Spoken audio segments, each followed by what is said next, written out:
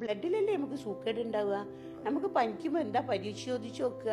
നമ്മളെ മീറ്റ് അല്ലല്ലോ, നമ്മളെ ബ്ലഡ് അല്ലേ. ഈ കോഴി കൊല്ലുന്നതിൽ തന്നെ ഇപ്പം ഹലാൽ ചിക്കൻ എന്താണ് അതിലൊരു വ്യത്യാസം? അത് നമ്മുടെ രുചിയിലും ആ ഒരു വ്യത്യാസമുണ്ടോ? ടേസ്റ്റിലും വ്യത്യാസമുണ്ടോ? ആക്ച്വലി നമ്മൾക്ക് ഹലാൽ എന്ന് പറയുന്നത് is nothing religious, it is more of scientific fact. Okay.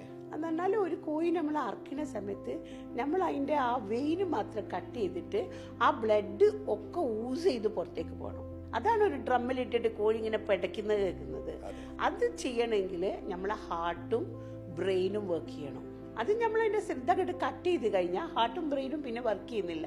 അതാണ് ആ ഞരമ്പ് മാത്രം കട്ട് ചെയ്ത് ആ ബ്ലഡ് കംപ്ലീറ്റ് യൂസ് ചെയ്ത് പുറത്തേക്ക് പോകാൻ ഈ ഒരു കൺട്രോൾ ഓഫ് ഹാർട്ട് ഇത് വേണം.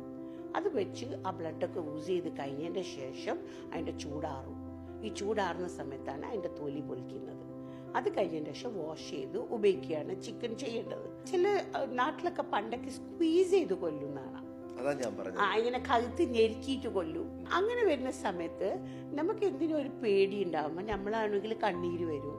ഇത് വരുമ്പോൾ ഇതിനൊരു സ്പെഷ്യൽ സിക്രീഷൻ ഉണ്ടാവും എന്നാ പറയുന്നത്. അങ്ങനെ സമയത്ത് ഇതിൻ്റെ ബോഡിയിൽ ഒരു ഫ്ലൂയിഡ് വരും. ആ ഫ്ലൂയിഡ് ഈ മീറ്റിനെ കോട്ട് ചെയ്യും. ഞാൻ പറഞ്ഞ കാര്യമൊന്നും നമ്മൾ ഹലാൽ ചെയ്യുമ്പോൾ blood is used out. When you are killing it this way, the blood is stuck. This blood has to go away.